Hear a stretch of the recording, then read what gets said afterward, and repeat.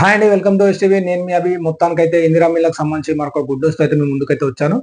ఏదైతే గ్రేటర్ హైదరాబాద్ వ్యాప్తంగా, తెలంగాణ వ్యాప్తంగా ఏవైతే గత ప్రభుత్వం పంపిణీ చేయకుండా వదిలిపెట్టిన డబుల్ బెడ్‌రూమ్ ఉన్నాయో, ఇవి వచ్చే నెల ఫస్ట్ ఆర్ సెకండ్ వీక్‌లో అంటే ఏప్రిల్ ఫస్ట్, సెకండ్ వీక్‌లో ఎవరైతే ఇందిరమ్మ ఇల్లు ఎల్2లో ఉన్నారో వీరికైతే కేటాయించాలని చెప్పేసి రాష్ట్ర ప్రభుత్వం అయితే ఒక నిర్ణయానికి వచ్చింది. దీనికి సంబంధించి పూర్తి స్థాయిలో ఎక్కడ ఎన్ని డబుల్ బెడ్‌రూమ్‌లు ఖాళీగా ఉన్నాయి, వీటి వివరాలు సేకరించే పనిలో అయితే రాష్ట్ర ప్రభుత్వం అయితే నిర్ణయానికి వచ్చింది. దీనికి సంబంధించి ఇప్పటివరకు దాదాపు ఒక 50-80% వరకు ఈ ఇందిరమ్మ ఇళ్ళకి సంబంధించి ఎవరైతే ఎల్2 కేటగిరీలో ఉన్నారో వీరికి సంబంధించి పూర్తి వివరాలు కూడా రీవెరిఫికేషన్ చేయడం జరిగింది.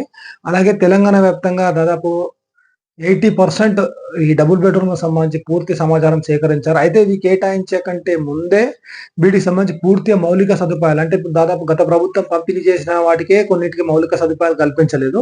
ఇలా ఎక్కడెక్కడైతే ఇండ్లయితే ఉన్నాయో గ్రేటర్ హైదరాబాద్, తెలంగాణ వ్యాప్తంగా వీటన్నిటికి మౌలిక సదుపాయాలనేది కల్పించిన తర్వాత వీరికి ఈ డబుల్ బెడ్‌రూమ్‌లు కేటాయించాలి. ఎవరైతే ఎల్2 లబ్ధిదారులు ఉన్నారో వీరికి కేటాయించాలని రాష్ట్ర ప్రభుత్వం అయితే ఒక నిర్ణయానికి వచ్చింది.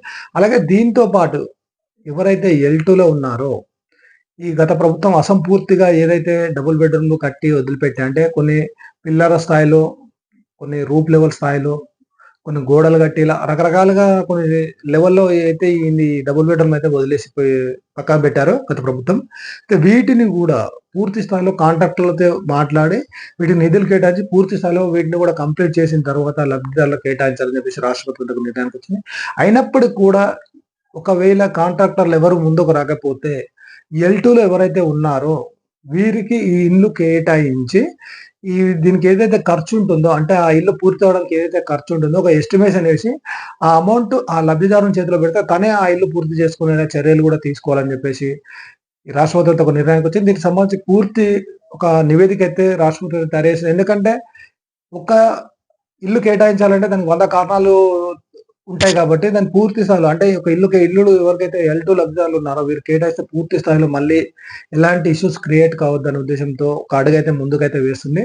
ఇవంతా కానికి అంటే ఈ పూర్తి స్థాయిలో దీనికి సంబంధించిన సర్వే గాని, అలాగే లబ్ధిదారుల ఎంపిక గాని ఇవన్నీ కావడానికి మాత్రం మనకైతే ఇంకా దాదాపు ఇంకొక 15-25 డేస్ అయితే మనకైతే పట్టొచ్చని సమాచారం. ఎందుకంటే ఆల్రెడీ ఈరోజు 15 కాబట్టి next month first or second వీక్‌లో అయితే అప్పటి వరకు ఈ లబ్ధిదారుల జాబితా తయారు చేసి వాళ్ళకు మెసేజ్‌ల ద్వారా గాని, ఫోను ద్వారా గాని వారికి ఇంటిమేషన్ చేసి వారికైతే ఇండ్లు కేటాయించాలని చెప్పేసి రాష్ట్ర ప్రభుత్వం అయితే ఒక నిర్ణయానికి వచ్చింది. దీనికి సంబంధించి ఏ చిన్న అప్డేట్ ఉన్నా మీకు ఎప్పటికప్పుడు అయితే నేను వీడియో ద్వారా మీ ముందుకైతే ఇస్తాను.